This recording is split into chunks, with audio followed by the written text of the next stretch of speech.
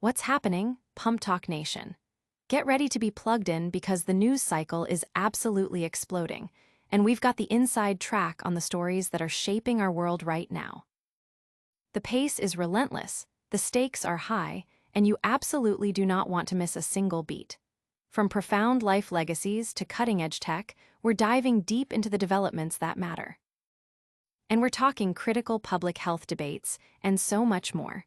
Buckle up, because this is your essential download of what you need to know. Stick around, because you're about to get the unmissable updates you've been waiting for. Don't forget to like, subscribe, and hit that notification bell so you never miss a moment. A life well run. He lived exactly 30,947 days, and those who knew him best will tell you John G. Nordstrom, SR, didn't waste one of them. Born on September 13, 1940, in Princeton, Illinois, John's journey concluded on September 1, 2025, at his home in Ottawa, IL, marking the end of a truly remarkable life. His legacy is carried on by his beloved wife Phyllis, with whom he shared 66 inseparable years, their children John Jr., Paul, Philip, and Pamela, a dozen grandchildren and 17 great-grandchildren, with 4 more on the way. He also leaves behind his brothers Billy and Wynne, and his sister Kathy, having been preceded in death by his parents, Forrest and Nessie Nordstrom, and brothers Donald and Kenneth. John's life was anchored by an unwavering faith. From a young age, he committed his life to Jesus, a decision that guided every aspect of his existence. His inner strength was rooted in holiness, yet he led with profound love. At 15, he met Phyllis Bird at a Bible quiz meeting, and though she took nearly 2 years to be persuaded, his persistence led to a lifelong partnership.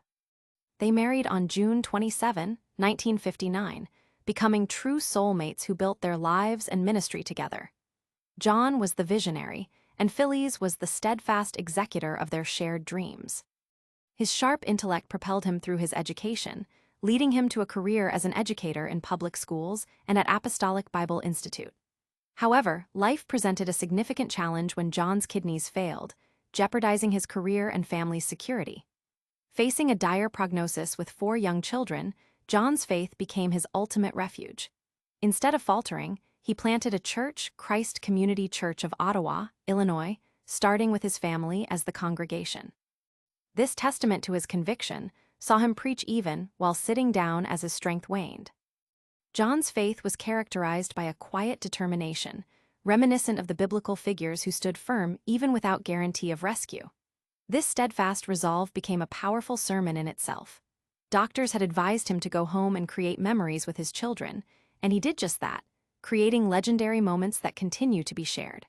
Against all odds, John navigated 2 kidney transplants, cancer, and heart failure, all while living out the gospel with integrity and love.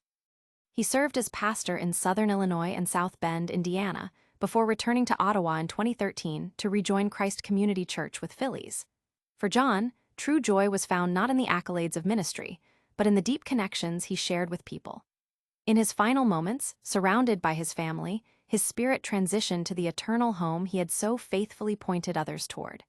His life was a testament to fighting the good fight, finishing the race, and keeping the faith. And that's just the beginning of our packed show. Next up, we're diving into a tech tip that could streamline your digital life. Mastering your Mac's Voice Memos. The Voice Memos app is a powerful tool on Apple devices, but its automatic location-based naming feature can sometimes be more of a hindrance than a help. While useful in specific scenarios, this feature can lead to repetitive and unhelpful file names if you primarily use the app in one location. Imagine opening your voice memos and seeing a list like My Location 1, My Location 2. It's not exactly intuitive. This guide provides a clear, step-by-step process for Mac users to disable this automatic naming convention, offering greater control over their audio recordings. For those who frequently record in diverse settings, the location-based naming can be a fantastic organizational asset.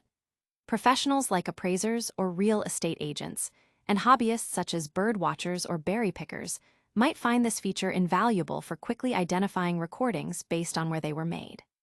However, for the average user who records voice notes, reminders, or ideas in a consistent environment, the feature can become overwhelming. It clutters the file list with generic location names, making it difficult to distinguish between different recordings without opening each one. This is where the ability to turn off the feature becomes essential for maintaining a clean and efficient workflow. Disabling the feature on a Mac is a straightforward process. Users need to navigate to the Voice Memos app, access its preferences, and toggle off the setting that enables location-based naming. The article details precisely where to find this setting, ensuring that users can easily manage their app's behavior. For those who may have turned it off previously and wish to re-enable it, the process is just as simple, allowing users to switch back to location-based naming with equal ease. This flexibility ensures that the Voice Memos app can be tailored to individual needs and preferences, whether you prioritize automatic location data or manual file naming. Furthermore, the tip extends beyond the Mac, reminding users that similar controls are available on the iPhone and iPad versions of the Voice Memos app. This consistency across Apple's ecosystem means users can manage their recording preferences uniformly, regardless of the device they are using. The article emphasizes the importance of customizing these settings to optimize the app's functionality for personal use, whether that involves leveraging location data or opting for a simpler, manually managed system. For those seeking more of these helpful insights, subscribing to the OSX Daily newsletter is recommended for a steady stream of Apple tips, tricks, and news. But that's not all the innovation we're tracking. We're also looking at a company making significant waves in the world of voice AI. SoundHound AI, a strategic powerhouse in voice AI. In the rapidly evolving landscape of artificial intelligence, SoundHound AI is carving out a significant niche, positioning itself as a key growth driver within the voice AI sector. The company's strategic focus on developing advanced voice recognition and natural language understanding technologies places it at the forefront of innovation, poised to capitalize on the increasing demand for intelligent voice interfaces across a multitude of industries. SoundHound AI's technology is not just about understanding spoken words. It's about comprehending context, intent, and nuance, enabling more natural and intuitive human-computer interactions. The core of SoundHound AI's strength lies in its proprietary technology, which has been honed over years of research and development. This technology powers a range of applications, from voice assistants and in-car infotainment systems to customer service solutions and IoT devices. The company's ability to deliver highly accurate and responsive voice AI solutions makes it an attractive partner for businesses looking to integrate sophisticated voice capabilities into their products and services. This is particularly relevant in an era where consumers increasingly expect seamless, hands-free interactions with technology. SoundHound AI's strategic position is further bolstered by its focus on enterprise solutions. Unlike many competitors who concentrate solely on consumer-facing products, SoundHound AI is actively pursuing partnerships and integrations with major corporations. This B2B approach allows the company to embed its technology into the foundational layers of various platforms and devices, creating a widespread and sustainable revenue stream.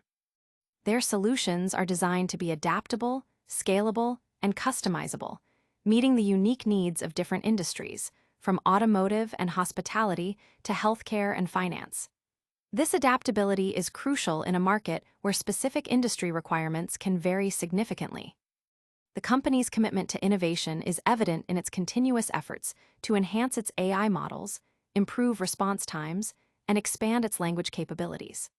By investing heavily in research and development, SoundHound AI aims to stay ahead of the curve, anticipating future trends and developing solutions that address emerging market needs.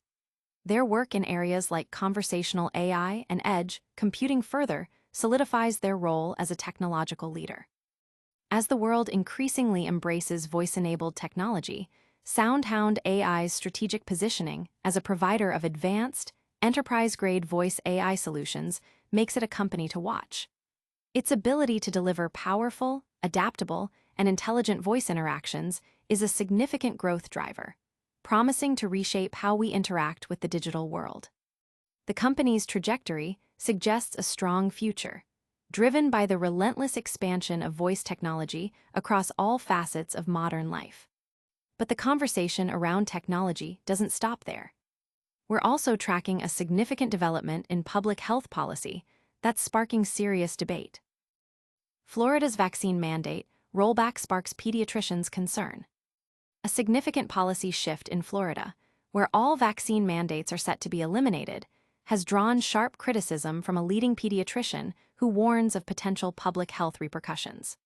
Dr. Lisa Gwynn, a former president of the American Academy of Pediatrics, Florida chapter, expressed grave concerns that the state's decision could lead to renewed outbreaks of preventable diseases and pose a serious risk to vulnerable populations. This move makes Florida the first state in the nation to remove all vaccine requirements, including those for routine childhood immunizations such as polio, measles, chickenpox, and tetanus, which are currently mandated in all 50 states and Washington, D.C. for school attendance. Dr. Gwynn emphasized that the implications extend far beyond individual parental choice. She highlighted that the close proximity of students in classrooms creates an ideal environment for infectious diseases to spread rapidly. Her argument centers on the principle of community immunity, where high vaccination rates protect not only vaccinated individuals, but also those who cannot be vaccinated due to age or medical conditions. Removing mandates, she argues, undermines this crucial public health shield. Gwynn pointed out that existing exemption policies already offer avenues for parents with objections, suggesting that further loosening of requirements is unnecessary and potentially harmful. Further complicating the issue, Dr. Gwynn raised concerns about health equity. She posited that eliminating mandates could exacerbate disparities, creating a divide between those who can access health care and vaccinations and those who cannot. Children from disadvantaged communities, facing barriers to regular medical care, might enter school unvaccinated not by choice, but due to systemic healthcare access issues. This underscores the role of mandates in ensuring a baseline level of protection for all children, regardless of their socioeconomic background or access to health care. The debate unfolds against a backdrop of broader shifts in national health policy. The announcement of Florida's policy change came shortly after Health and Human Services Secretary Robert F. Kennedy, Jr. discussed the administration's healthcare agenda before the Senate Finance Committee. Florida Surgeon General Joseph Ladapo defended the decision to end mandates, labeling them an immoral intrusion on people's rights. However, Dr. Gwynn countered this perspective by citing decades of scientific evidence supporting vaccination programs, calling school vaccination requirements the best public health achievement of this century. While all states permit medical exemptions, and most offer religious or personal belief exemptions, Florida's complete removal of mandates represents a stark departure from established public health practices. The decision is being closely watched as other states grapple with balancing public health imperatives against individual liberties. The potential consequences highlighted by Dr. Gwynn serve as a critical warning about the delicate balance required to maintain community health and protect the most vulnerable members of society. And that wraps up our deep dive into today's most critical updates. We've covered a life well lived, a handy tech tip, a major player in AI, and a critical health policy debate. And that wraps up our deep dive into today's most critical updates. We've covered a life well lived, a handy tech tip, a major player in AI, and a critical health policy debate. Don't forget to like this video, subscribe to PumpTalk News for more, and hit that notification bell so you're always in the know. Ring that bell, comment below with your thoughts on today's stories, and make sure to follow us on all our social channels for even more exclusive content.